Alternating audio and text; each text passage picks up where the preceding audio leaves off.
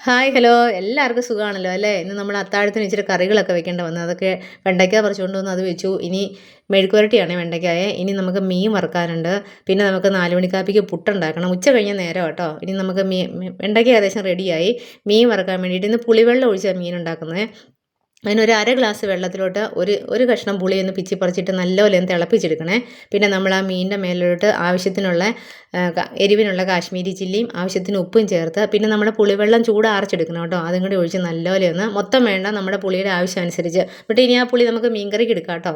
മീൻ കറി വെക്കാനും ഉണ്ട്.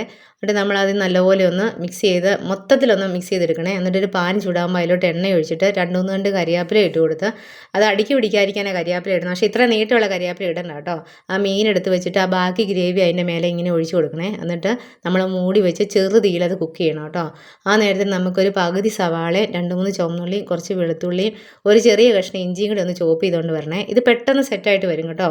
അതെന്നാന്ന് പറഞ്ഞാൽ ഇത് സിലോപ്പിയയാണ്. സിലോപ്പിയയും കരിമീനും ഒക്കെ പെട്ടെന്ന് വെന്ത് വരുന്ന സംഭവങ്ങളാണ് കേട്ടോ. എന്നിട്ട് ആ ഒരു വശം ഒന്ന് ഫ്രൈ ആയി വരുമ്പോഴത്തേനും നമ്മൾ ആ ചോപ്പ് ചെയ്തുകൊണ്ട് വെച്ചേക്കുന്ന എല്ലാം കൂടി ആ മീനെ മൊത്തം വരുന്ന പോലെ ഇട്ട് കൊടുത്തിട്ട് ഒന്ന് മൂടി വെച്ചൊന്ന് കുക്ക് ചെയ്തെടുക്കണേ. ചെറിയ തീയിലാട്ടോ ഇരിക്കേണ്ടത്. പെട്ടെന്ന് ഇത് കുക്കായി വരുന്ന പിന്നെ ആ പുളിയൊക്കെ അതിലോട്ട് അങ്ങോട്ട് വലിച്ചെടുക്കും. അന്നേരം നല്ല ടേസ്റ്റാട്ടോ. ഇനി നമുക്ക് പുട്ടുണ്ടാക്കണേ. ചെറുപയറും കൊണ്ട് പല വിഭവങ്ങളുണ്ടാക്കുമെന്ന് പറഞ്ഞില്ല, അതുകൊണ്ട് ഞാനിത് കാണിക്കുന്ന കേട്ടോ. ഇന്ന് ചെറുപയർ കൊണ്ട് പുട്ടാണ് ഉണ്ടാക്കുന്നത്. അപ്പോൾ മുളപ്പിച്ചെടുത്ത ചെറുപയറാണ്. മുളപ്പിക്കുന്ന വിധമൊക്കെ നമ്മൾ കഴിഞ്ഞ ദിവസം ചെയ്തല്ലോ. അപ്പോൾ 2 ഗ്ലാസ് പുട്ടുപൊടി ആട്ടോ എടുത്തേക്കുന്നത്. അതിലോട്ട് നമ്മൾ അത് ആവി കയറ്റി എടുത്ത ചെറുപയറാണ്.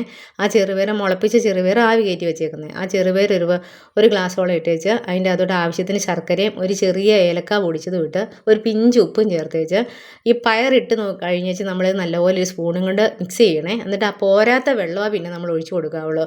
അല്ലാണ്ട് നമ്മൾ പുട്ട് നനച്ചേച്ച് നമ്മൾ പയറിടാൻ നോക്കിയാൽ പയറിൻ്റെ വെള്ളം കൂടെ ആയിട്ട് അതിന് വെള്ളം കൂടിപ്പോകും. കൊണ്ടാട്ടോ അങ്ങനെ പറഞ്ഞത്. ഇത് ഭയങ്കര ഹെൽത്തി ആട്ടോ. നമുക്ക് തേങ്ങ ചേർത്ത് അങ്ങനെ കഴിക്കാം. ഇങ്ങനെ പിടിക്കുമ്പോൾ ഇങ്ങനെ അങ്ങ് കയ്യിലൊന്ന് പിടിച്ച് കിട്ടണം. എന്നാൽ ഒന്ന് സോഫ്റ്റ് എന്നാ പറയുന്നത്, ഒന്ന് കട്ടയായിട്ട് കിട്ടണം. അങ്ങനെയുള്ളപ്പോഴേ നമ്മൾ പുട്ട് നനയ്ക്കുന്ന പോലെ തന്നെ. ആ നേരം കൊണ്ട് നമ്മുടെ മീൻ സെറ്റായിട്ട് വന്നേ. ഇനി നമ്മൾ ആ ഗ്രേവി എല്ലാം കൂടെ ഒന്ന് മാറ്റി ഇങ്ങനെ വെച്ചിട്ട് വേണം ഇനി ആ മീൻ മറിച്ചിടാനേ. അതല്ലെന്നുണ്ടെങ്കിൽ അപ്പോൾ അടിയിലിരിക്കുന്ന ഗ്രേവി എല്ലാം കൂടെ കരിഞ്ഞു പോകും കേട്ടോ. ഇപ്പം ഞാൻ മുമ്പേ പറഞ്ഞല്ലോ, കരിയാപ്പില വലിയ നീട്ടമുള്ള ഇട്ട് കഴിഞ്ഞ് ഇങ്ങനെ മറിച്ചിടുമ്പോൾ കണ്ടോ അതിങ്ങനെ വലിക്കുമ്പോഴത്തേനും മീൻ പൊടിഞ്ഞു പോകും. അതുകൊണ്ടാണ് കേട്ടോ അങ്ങനെ പറഞ്ഞത്. അപ്പം ഇപ്പം കണ്ടപ്പോൾ മനസ്സിലായില്ലേ, അതുകൊണ്ട് അങ്ങനെ പറഞ്ഞത്. എന്നിട്ട് അത് മൂടി വെച്ച് ആ വശം കൂടെ അത് പെട്ടെന്ന് അങ്ങ് ആയി വന്നല്ലോ. ഇപ്പോൾ അത് സെറ്റ് ആയിട്ടുണ്ട്. ഇനി അധികം കുക്ക് ചെയ്യാനൊന്നും ഇല്ല കേട്ടോ. കണ്ടോ പുട്ടും പെട്ടെന്ന് റെഡി. ആവിയിൽ വേവിച്ചെടുക്കുവാണേ. ഞാൻ പുട്ടുകുറ്റിക്കകത്ത് വെച്ചല്ലേ എളുപ്പത്തിൽ ഇങ്ങനെ മൊത്തം കൂടെ ആവി കയറ്റി ഇടുക. അതാണ് എളുപ്പം നമുക്ക്.